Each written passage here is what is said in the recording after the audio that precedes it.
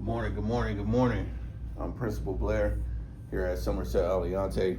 Today we're gonna have a little discussion with everybody, and hopefully everybody will be receptive to what we want to do this year. I want to kick off the 2025-2026 school year. It's here at Somerset Aliante. I am so excited to see all the familiar faces and new colleagues joining our community. This year's focus will be on how we as a team can be better connected with our families in the community. What that really means is this. We want to make sure that we're very connected with everybody in the community. We know the importance of being one team, one fight. We want to bring that to everyone here. That's one of the main emphasis we want to put out there this year, is that we need to be working together, not against each other. Once that happens, and when that happens, we'll be better off. Of course, I have a couple of things that we're going to go over and discuss, which is goals and data and everything that involves of working together, so that way we can stay strong as a tight-knit community. Move forward. This is our community right here, okay? Our families, academics, technology, and aftercare school programs. That's exactly what the programs that we need here in North Las Vegas to make sure that our community and our school is thriving at a high success level. Here in the North Las Vegas community is very unique and is growing at a rapid pace. Here at Somerset Aliante, we have served a lot of diverse communities and people and families, and we want to continue to keep doing that as the diverse population continues to grow in our community. But don't get me wrong, we do realize that real challenges will be faced all the time, especially with our families, with academic and technology, and with after school and before school programs. So we're prepared to actually work together as a one unit, so that way we can make sure everything is run smoothly. Okay.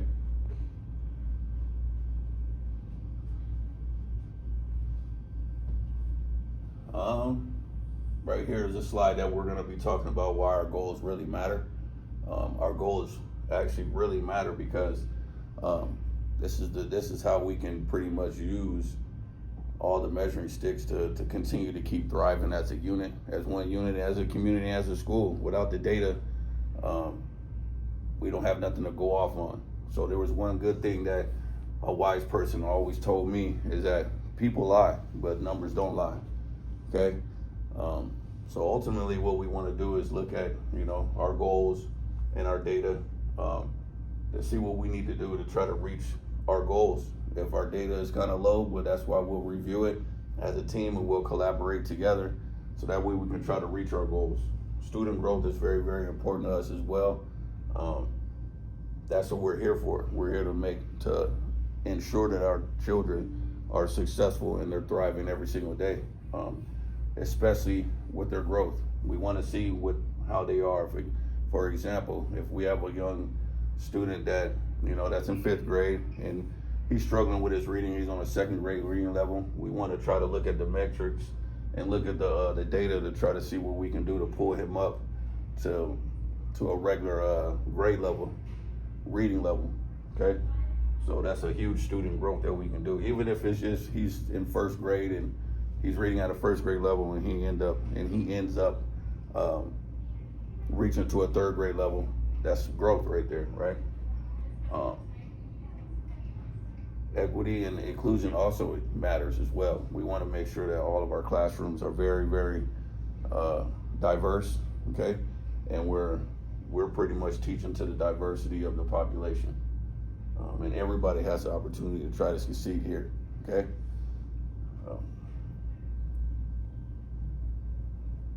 Next slide right here is we're talking about values and virtues. All right, so responsibilities.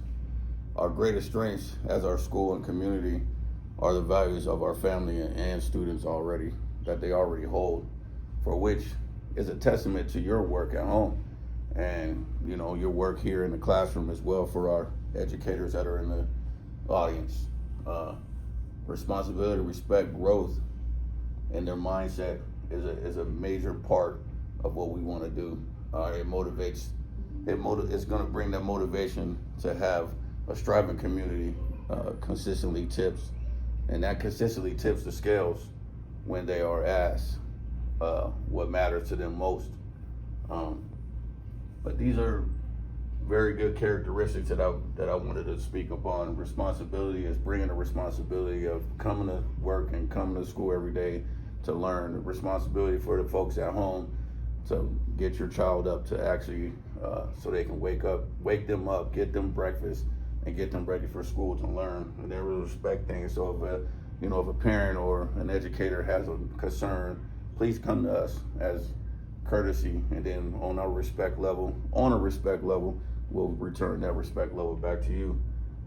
The growth mindset, we always want to have that growth mindset. So we got to continue to keep planting that seed into our kids, into our community, into our parents, to everyone really in the United States, across the world. We always want to continue to keep growing, and our communities mean everything. So without our communities being thriving at its best, then it's going to be harder when they're not.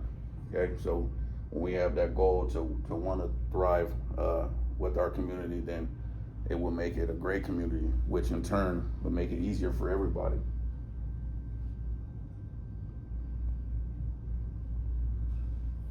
The demographics of technology access and resource access. Okay, so pretty much in all our demographics, our data helps us create and ensure smart and fair decisions. All right. And with that being said, is using the data for demographics is very, very important. Okay, so our demographics, that's when we'll know exactly what's going on in our community. If they need technology access, a lot of parents, a lot of families don't have access to internet or have access to a computer or any type of electronic device to try to help them out. So with that being said, with our educators, we don't want them to continue to constantly always give them homework to bring home for technology use, because the demographics might not be available for them. So when I say demographics might not be available to them, meaning like the access to technology and everything like that. So our demographics mean a lot to us. So meaning we have to really take care of our community and know what's going on in our community to even try to keep thriving in that. We also want to continue to keep allocating all the resources that we have, the school before and after school programs, different resources with our school district as well to try to help them get technology. With that being said, it's family engagement strategies. Family engagement means everything. So with all the demographics and helping them read resources and helping with technology access and everything like that, family engagement, it means a lot. So with that, family engagement is very, very important for student access, and every member of our school plays a significant role making sure our students are successful.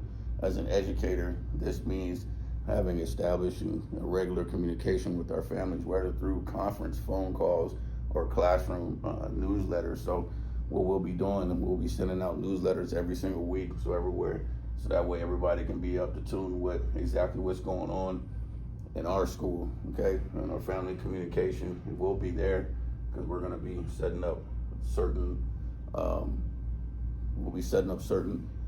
things like open house and other events that we will have during the week, during the school year, so that way our teachers and educators can always be in tune with our teachers and leadership and everybody. It's one team, one fight. It's one team, one fight. So some of the strategies that we want to continue to keep doing with our family engagement is, playing that role of having an open door policy. Because sometimes having an open door policy, parents will come up to you and ask you for certain resources, and we can try to provide that for you. and just, making sure we're telling our team this the same exact thing with our educators and our leadership as well. Just building a partnership in the building so that way we can continue to keep thriving and having a successful community and school balance and community balance.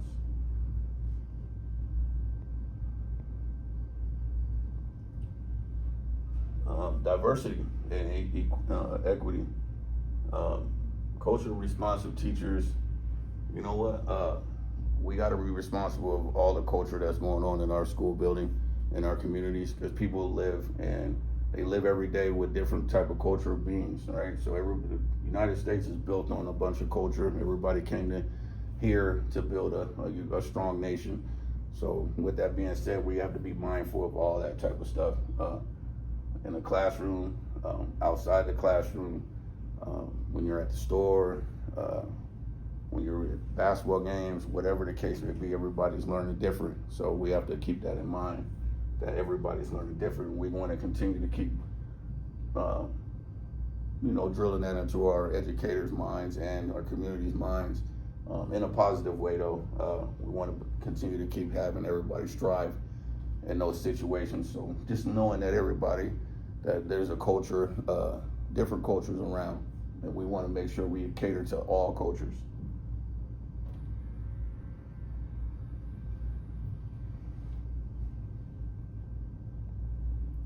Supporting human flourishing. Academics, we want to definitely support that. That's one of the main things we want to support. We have to support that. Even with me being an ex-coach, I used to support student athletes with their academics all the time. That came first. Without your academics, you can't do anything. Secondly, I put social emotional learning. So we have to support that as well, because a lot of people are going through things every single day. You just never know what person is going through what. So we have to support everything, character, education as well. So we have to strive on kids being, holding their heads up high, walking around with integrity, with honesty, respect, and everything that comes with those characteristics. Hold them accountable, and also hold yourself accountable. As we're being responsive to everything, we have to hold ourselves accountable. So if we're walking around, the way we dress, our appearance, and the way we talk, and holding myself to the highest standard, then that next person, it might rub off on the next person where they'll be holding themselves accountable, and then in turn and return. So that's one of the things that we really, really need to harp on. We need to support it. So if somebody's doing great, we need to give them a high five, give them an applause.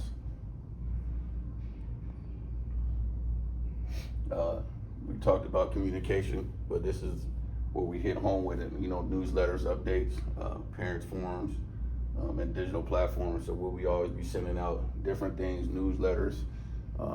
We'll be on social media all the time and sending out that way, sending out emails, constant text messages, everything that's helping our school to thrive, and giving out, wanting the feedback. Communication is a big time tool, and it's good for everybody, not even just the relationships and the partnerships here at our school, but in general, in life in general. So you need communication. Without communication, you can't move forward in life.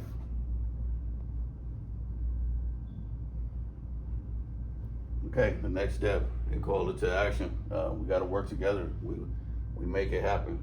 We're the only ones that can make it happen. All right, so if we do it together, there's no stopping us. We holding ourselves accountable, showing each other respect, being honest with ourselves. We'll be just fine. Collaborating, taking ownership. That's pretty much exactly what I was saying. And focus on our students. We have to focus on our students, because that's the major goal here, and that's the major objective that we're trying to do here is, give our students a better life and give them a better way of living, a better way of thinking, so that way they can continue to keep making this world great. We appreciate you. I appreciate everybody that's been here. I'll take all questions and concerns at this time. Thank you for everything. Once again, I'm Principal Blair, and we'll take your questions and comments right now. Thank you.